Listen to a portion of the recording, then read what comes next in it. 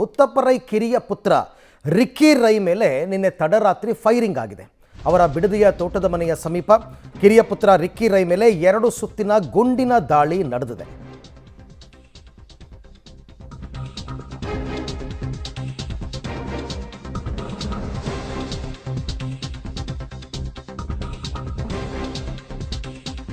ಮುತ್ತಪ್ಪರೈ ಕಿರಿಯ ಪುತ್ರನ ಮೇಲೆ ಫೈರಿಂಗ್ ಆಗಿದೆ. ತಡರಾತ್ರಿ ಕಿರಿಯ ಪುತ್ರ ರಿಕ್ಕಿ ರೈ ಮೇಲೆ 2 ಸುತ್ತಿನ ಗುಂಡಿನ ದಾಳಿ ಮಾಡಿದ್ದಾರೆ. ಬಿಡದಿಯ ಮುತ್ತಪ್ಪರೈ ನಿವಾಸದ ಮುಂದೆ ಈ ಫೈರಿಂಗ್ ಆಗಿದೆ. ರಿಕ್ಕಿ ರೈ ಮೂಗು ಮತ್ತು ಕೈಗೆ ತಾಕಿದೆ ಗುಂಡು ಅಂತಕ್ಕಂಥದ್ದು ಗೊತ್ತಾಗ್ತಾ ಇದೆ. ತಡರಾತ್ರಿ 12:50 ಸುಮಾರಿಗೆ ನಡೆದಿರತಕ್ಕಂತಹ ಘಟನೆ. ಬಟ್ ತುಂಬ ಆಶ್ಚರ್ಯ ಏನಂತಂದರೆ ಅದು ತೋಟದ ಮನೆ, ಅದು ಅವರ ಮನೆ ಹತ್ರಕ್ಕೆ ಹೋಗೋದಕ್ಕೇ ತುಂಬ ದೂರ ನೀವು ಗೇಟ್ ದಾಟಿ ಹೋಗಬೇಕು. ಅಲ್ಲಿ ತನಕ ಯಾರು ಬಂದಿದ್ದರು, ಯಾರು ಹೊಂಚಾಕಿ ಕೂತಿದ್ರು ಅಂತಕ್ಕಂಥದ್ದು ಗೊತ್ತಿಲ್ಲ. ಬಟ್ ದೃಶ್ಯದಲ್ಲಿ ತಾವೀಗ ನೋಡ್ತಾ ಇದ್ದೀರಾ, ರಿಕ್ಕಿ ರೈ ಅವರ ಮುಖಕ್ಕೆ ಅಂದರೆ ಮೂಗಿನ ಮೇಲೆ ಸ್ವಲ್ಪ ಗಾಯ ಆಗಿದೆ, ಕೈಗೆ ತಾಕಿದೆ, ಮತ್ತು ದೇಹದಲ್ಲೂ ಕೂಡ ಸ್ವಲ್ಪ ಪ್ರಮಾಣದ ಫೈರಿಂಗ್ ಆಗಿದೆ ಅಂತಕ್ಕಂಥದ್ದು ಗೊತ್ತಾಗ್ತಾ ಇದೆ. ಸದ್ಯಕ್ಕೆ ಈಗ ಅವ್ರನ್ನ ಹಾಸ್ಪಿಟಲ್ಗೆ ಅಡ್ಮಿಟ್ ಮಾಡಲಾಗಿದೆ. ಖಾಸಗಿ ಆಸ್ಪತ್ರೆಯಲ್ಲಿ ಅವರಿಗೆ ಚಿಕಿತ್ಸೆಯನ್ನು ಕೊಡಲಾಗ್ತಾ ಇದೆ. ಬಟ್ ರಿಕ್ಕಿ ರೈಗೆ ಯಾರು ಅವ್ರ ಮೇಲೆ ದ್ವೇಷವನ್ನು ಇಟ್ಕೊಂಡಿದ್ರು ಅಂತ ನನಗಂತೂ ಗೊತ್ತಿಲ್ಲ. ಯಾಕೆಂದರೆ ಅವರು ಮುತ್ತಪ್ಪರೈ ಆ್ಯಕ್ಟಿವಿಟೀಸ್ಗಳಿಂದೆಲ್ಲ ತುಂಬ ದೂರ ಇದ್ದರು. ಹಾಗಿದ್ದರೂ ಕೂಡ ಅವ್ರ ಮೇಲೆ ಯಾರೋ ವೈಷಮ್ಯವನ್ನು ಸಾಧಿಸಿ ಯಾರೋ ದುಷ್ಕೃತ್ಯವನ್ನು ಎಸಗಿರ್ತಕ್ಕಂಥದ್ದು ಕೂಡ ಆಶ್ಚರ್ಯಕರ. ಮತ್ತು ಈಗ ತನಿಖೆ ಆಗಬೇಕು. ಗೊತ್ತಿಲ್ಲ ಯಾರು ಮಾಡಿದ್ದಾರೆ, ಯಾವ ಕಾರಣಕ್ಕೆ ಮಾಡಿದ್ದಾರೆ, ಯಾವ ದ್ವೇಷ ಇತ್ತು, ಹಳೆಯ ವೈಷಮ್ಯ ಏನಿತ್ತು, ಇದು ಯಾವುದೂ ಕೂಡ ಇನ್ನೂ ಕನ್ಫರ್ಮ್ ಆಗಿಲ್ಲ. ಬಟ್ ಫೈರಿಂಗ್ ಆಗಿದೆ. ರಿಕ್ಕಿ ರೈ ಸ್ಥಿತಿ ಸ್ವಲ್ಪ ಗಂಭೀರವಾಗಿದೆ ಅಂತಲೇ ಮಾಹಿತಿ ಬರ್ತಾ ಇದೆ. ಅವರಿಗೆ ನೋಡ್ತಾ ಇದ್ದೀರಾ ಫೋಟೋದಲ್ಲಿ, ಅವರ ಹಾಸ್ಪಿಟಲಲ್ಲಿ ಅವರು ಟ್ರೀಟ್ಮೆಂಟನ್ನು ತಗೋತಾ ಇರೋದು. ಪರ್ಟಿಕ್ಯುಲರ್ಲಿ ಅವರ ಮೂಗು ಮತ್ತು ಕೈ ಭಾಗಕ್ಕೆ ದೊಡ್ಡ ಮಟ್ಟದ ಗಾಯಗಳಾಗಿದೆ. 2 ಸುತ್ತಿನ ಫೈರಿಂಗ್ ಆಗಿದೆ ಅಂತ ಮಾಹಿತಿ. ಸ್ಥಳಕ್ಕೆ ಈಗಾಗಲೇ ಪೊಲೀಸರು ಬಂದಿದ್ದಾರೆ. ಯಾವ ಸ್ಥಳದಲ್ಲಿ ಫೈರಿಂಗ್ ಆಯಿತು, ಕಾರ್ ಅಲ್ಲೇ ಇದೆ, ಆ ಜಾಗಕ್ಕೆ ಬಂದು ಪರಿಶೀಲನೆಯನ್ನು ಪೊಲೀಸರು ಮಾಡ್ತಾ ಇದ್ದಾರೆ. ಬಿಡದಿಯಲ್ಲಿ ಅವರದು ತೋಟದ ಮನೆ ಇದೆ. ಆ ತೋಟದ ಮನೆಯ ಸಮೀಪದಲ್ಲೇ ನಡೆದಿರ್ತಕ್ಕಂಥ ಫೈರಿಂಗ್. ರಿಕ್ಕಿ ರೈ ಸ್ಥಿತಿ ಈಗ ಸದ್ಯಕ್ಕೆ ಗಂಭೀರವಾಗಿದೆ. ಖಾಸಗಿ ಆಸ್ಪತ್ರೆಯಲ್ಲಿ ಅವರಿಗೆ ಚಿಕಿತ್ಸೆಯನ್ನು ಕೊಡಲಾಗ್ತಾ ಇದೆ. ಆದರೂ ಕೂಡ ಅವರು ಆದಷ್ಟು ಬೇಗ ರಿಕವರ್ ಆಗಬೇಕು ಅಂತಕ್ಕಂಥದ್ದು. ಜಯ ಕರ್ನಾಟಕ ಸಂಘಟನೆ ಎಲ್ಲ ಸ್ಥಾಪನೆ ಮಾಡಿ ಸಾಕಷ್ಟು ಇದು ಮಾಡಿದರು. ಮುತ್ತಪ್ಪರೈ ಅವರು ದಿವಂಗತರಾದ ನಂತರ ರಿಕ್ಕಿ ರೈ ಹೆಚ್ಚು ಕಡಿಮೆ ಫಾರಿನಲ್ಲೇ ಕಳೀತಾ ಇದ್ರು ಕಾಲವನ್ನು. ಬಟ್ ಆದರೂ ಆಗಾಗ್ಗೆ ಅವರು ಬೆಂಗಳೂರಿಗೆ ಬರ್ತಾಯಿದ್ರು. ಆ ಸಂದರ್ಭದಲ್ಲೇ ಈಗ ಅವರ ಮೇಲೆ ಫೈರಿಂಗ್ ಆಗಿರ್ತಕ್ಕಂಥದ್ದು. ಯಾರು ಮಾಡಿದ್ದಾರೆ, ಅವರ ತಂದೆಯ ಮೇಲಿನ ಕೋಪಕ್ಕೆ ಯಾರಾದರೂ ಮಗನ ಮೇಲೆ ಅಟ್ಯಾಕ್ ಮಾಡಿದಾರಾ, ಅಥವಾ ಇವ್ರದ್ದು ಬೇರೆ ಏನಾದರೂ ಬಿಸ್ನೆಸ್ ಇತ್ತಾ, ಆ ಬಿಸ್ನೆಸ್ ವಿಚಾರದಲ್ಲಿ ಏನಾದರೂ ಪ್ರಾಬ್ಲಮ್ ಆಗಿತ್ತಾ, ಹೀಗೆ ಅನೇಕ ಆಯಾಮಗಳಲ್ಲಿ ಪೊಲೀಸರು ತನಿಖೆಯನ್ನು ಮಾಡ್ತಾ ಇದ್ದಾರೆ. ತಡರಾತ್ರಿ ಆಗಿರೋದ್ರಿಂದ ಫೈರಿಂಗ್ ಮಾಡಿ ಎಸ್ಕೇಪ್ ಆಗಿಬಿಟ್ಟಿದ್ದಾರೆ ಅವರು. ಬಟ್ ಅವ್ರು ಯಾರು ಏನು ಎತ್ತ ಅಂತ ಕಂಡು ಹಿಡಿಬೇಕು. ಗೊತ್ತಾಗುತ್ತೆ ಯಾವ ವಾಹನದಲ್ಲಿ ಬಂದಿದ್ದರು, ಆ ವೆಹಿಕಲ್ದು ಏನಾದರೂ ನಂಬರ್ ಸಿಗುತ್ತಾ, ಇವೆಲ್ಲ ಗೊತ್ತಾಗಬೇಕು ಇನ್ನು ಮುಂದಕ್ಕೆ. ಮನೆಯಿಂದ ಆಚೆ ಬರ್ತಾ ಇದ್ದ ಹಾಗೆಯೇ ಫೈರಿಂಗ್ ಆಗಿದೆ.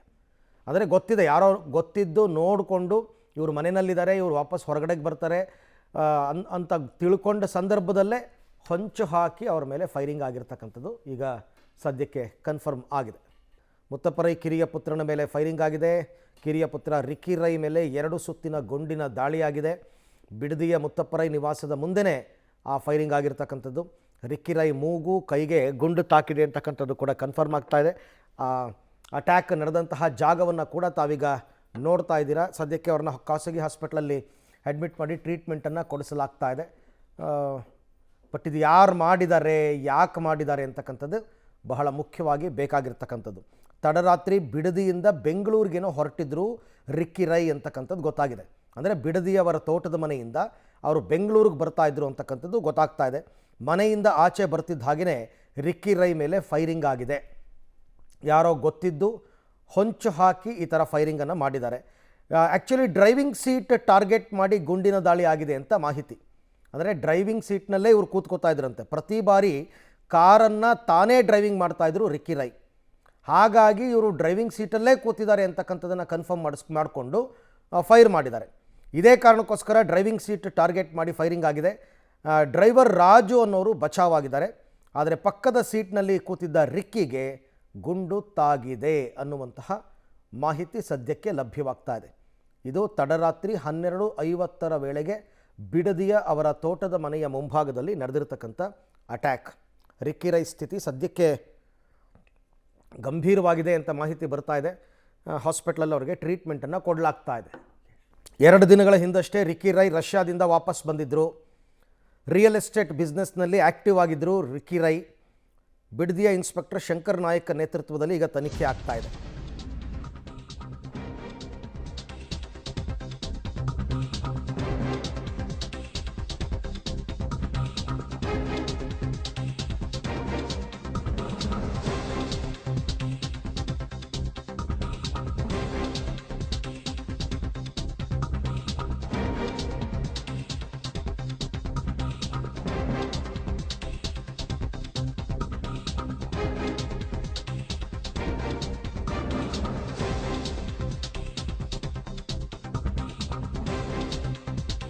ತಡರಾತ್ರಿ ಬಿಡದಿಯಿಂದ ಬೆಂಗಳೂರಿಗೆ ಹೊರಟಿದ್ರು ರಿಕ್ಕಿ ರೈ ಅಂತ ಹೇಳ್ತಾ ಇದ್ದಾರೆ. ಅವರ ಮನೆಯಿಂದ ಬೆಂಗಳೂರಿಗೆ ಬರ್ತಾ ಇದ್ರಂತೆ. ಮನೆಯಿಂದ ಆಚೆ ಬರ್ತಾ ಇದ್ದ ಹಾಗೆಯೇ ರಿಕ್ಕಿ ರೈ ಮೇಲೆ ಫೈರಿಂಗ್ ಆಗಿದೆ. ಡ್ರೈವರ್ ಸೀಟನ್ನು ಟಾರ್ಗೆಟ್ ಮಾಡಿ ಗುಂಡಿನ ದಾಳಿಯನ್ನು ನಡೆಸಿದ್ದಾರೆ. ಪ್ರತಿ ಬಾರಿ ಕಾರನ್ನು ತಾನೇ ಡ್ರೈವಿಂಗ್ ಮಾಡ್ತಾ ಇದ್ದಿದ್ದು ರಿಕ್ಕಿ ರೈ. ಇದೇ ಕಾರಣಕ್ಕೆ ಡ್ರೈವಿಂಗ್ ಸೀಟ್ ಟಾರ್ಗೆಟ್ ಮಾಡಿ ಫೈರಿಂಗ್ ಆಗಿದೆ. ಡ್ರೈವರ್ ರಾಜು ಅನ್ನೋರು ಬಚಾವಾಗಿದ್ದಾರೆ. ಆದರೆ ಪಕ್ಕದ ಸೀಟ್ನಲ್ಲಿ ಕೂತಿದ್ದ ರಿಕ್ಕಿಗೆ ಗುಂಡು ತಗುಲಿದೆ. ಇಮಿಡಿಯೇಟಾಗಿ ಅವ್ರನ್ನ ಹಾಸ್ಪಿಟ್ಲಿಗೆ ಕರ್ಕೊಂಡು ಹೋಗಿದ್ದಾರೆ. ಇಷ್ಟು ವಿಚಾರ ತಡರಾತ್ರಿ. ಬಟ್ ರಾತ್ರಿ 12:50ರಲ್ಲಿ ಅವರು ಬಿಡದಿಯಿಂದ ಹೊರಟು ಬೆಂಗಳೂರಿಗೆ ಬರ್ತಾ ಇದ್ರು ಅಂತಕ್ಕಂಥ ಮಾಹಿತಿ ಸದ್ಯಕ್ಕೆ ಲಭ್ಯವಾಗಿದೆ. ಅದೇ ಕಾರು ನೀವು ನೋಡ್ತಾ ಇದ್ದೀರಲ್ಲ, ಇದೇ ಕಾರು. ಆಮೇಲೆ ಆ್ಯಂಬುಲೆನ್ಸ್ನಲ್ಲಿ ರಿಕ್ಕಿ ರೈ ಅವ್ರನ್ನ ಶಿಫ್ಟ್ ಮಾಡಿರ್ತಕ್ಕಂಥದ್ದನ್ನು ಕೂಡ ತಾವು ಗಮನಿಸ್ತಾ ಇದ್ದೀರಾ. ಆ್ಯಂಬುಲೆನ್ಸ್ನಲ್ಲಿ ರಿಕ್ಕಿ ರೈ ಅವ್ರನ್ನ ಶಿಫ್ಟ್ ಮಾಡಿರ್ತಕ್ಕಂಥದ್ದು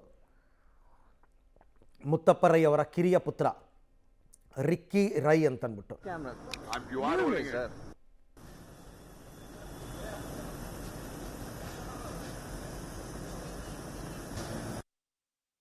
ಇದು ಹಾಸ್ಪಿಟಲ್ಲು. ಈ ಹಾಸ್ಪಿಟ್ಲಲ್ಲಿ ಅವ್ರಿಗೆ ಟ್ರೀಟ್ಮೆಂಟನ್ನು ಕೊಡ್ತಾ ಇದ್ದಾರೆ. ಅವ್ರನ್ನ ಶಿಫ್ಟ್ ಮಾಡ್ತಾ ಇರೋ ದೃಶ್ಯವನ್ನು ಕೂಡ ತಾವು ಗಮನಿಸ್ತಾ ಇದ್ದೀರಾ. ಆಮೇಲೆ ಅಲ್ಲೆಲ್ಲ ಚಿತ್ರೀಕರಣ ಮಾಡೋದಕ್ಕೆ ಸ್ವಲ್ಪ ಬಿಟ್ಟಿಲ್ಲ, ಕೆಲವರೆಲ್ಲ ತಡೆದಿದ್ದಾರೆ ಬೇಡ ಅಂತಂದ್ಬಿಟ್ಟು. ಬಿಡದಿಯ ಮುತ್ತಪ್ಪ ರೈ ನಿವಾಸದ ಮುಂದೆ ನಡೆದಿರತಕ್ಕಂಥ ಫೈರಿಂಗ್. ತಡರಾತ್ರಿ ಬಿಡದಿಯಿಂದ ಬೆಂಗಳೂರು ಹೊರಟಿದ್ರು. ಮನೆಯಿಂದ ಆಚೆ ಬರ್ತಾ ಇದ್ದ ಹಾಗೆಯೇ ರಿಕ್ಕಿ ರೈ ಮೇಲೆ ಫೈರಿಂಗ್ ಆಗಿದೆ. ಇದು ಹಾಸ್ಪಿಟ್ಲಿಗೆ ಶಿಫ್ಟ್ ಮಾಡ್ತಾ ಇರೋ ವಿಡಿಯೋವನ್ನು ತಾವು ಗಮನಿಸ್ತಾ ಇದ್ದೀರಾ. ಆಮೇಲೆ ಡ್ರೈವಿಂಗ್ ಸೀಟನ್ನು ಟಾರ್ಗೆಟ್ ಮಾಡಿ ಫೈರ್ ಮಾಡಿದ್ದಾರೆ ಅಂತ ಯಾರೋ ತುಂಬ ಚೆನ್ನಾಗಿ ತಿಳ್ಕೊಂಡು ಇವ್ರನ್ನ ತುಂಬ ಚೆನ್ನಾಗಿ ಅಬ್ಸರ್ವ್ ಮಾಡಿ ಆಮೇಲಿಂದ ಈ ಕೆಲಸವನ್ನು ಮಾಡಿದ್ದಾರೆ ಅಂತ ಗೊತ್ತಾಗುತ್ತೆ. ಯಾಕೆಂದರೆ ರಿಕ್ಕಿ ರೈನ ಯಾವಾಗಲೂ ಕೂಡ ಕಾರ್ ಡ್ರೈವ್ ಮಾಡ್ತಾ ಇದ್ರಂತೆ. ಹಾಗಾಗಿ ಅವರು ಡ್ರೈವಿಂಗ್ ಸೀಟಲ್ಲೇ ಕೂತಿದ್ದಾರೆ ಅನ್ನೋ ಲೆಕ್ಕಾಚಾರದಲ್ಲಿ ಫೈರಿಂಗ್ ಮಾಡಿದ್ದಾರೆ. ಬಟ್ ಡ್ರೈವಿಂಗ್ ಸೀಟ್ನಲ್ಲಿ ಯಾರು ಕೂತಿದ್ರು, ರಾಜು ಅಂತ ಯಾರೋ ಡ್ರೈವರ್ ಅವ್ರು ಕೂತಿದ್ರಾ ಗೊತ್ತಿಲ್ಲ, ಅವ್ರಿಗೆ ತಗಲಿಲ್ಲ. ಬಟ್ ಪಕ್ಕದ ಸೀಟ್ನಲ್ಲಿ ಕೂತಿದ್ದ ರಿಕ್ಕಿ ರೈಗೆ ಈಗ ಗುಂಡು ತಗಲಿದೆ.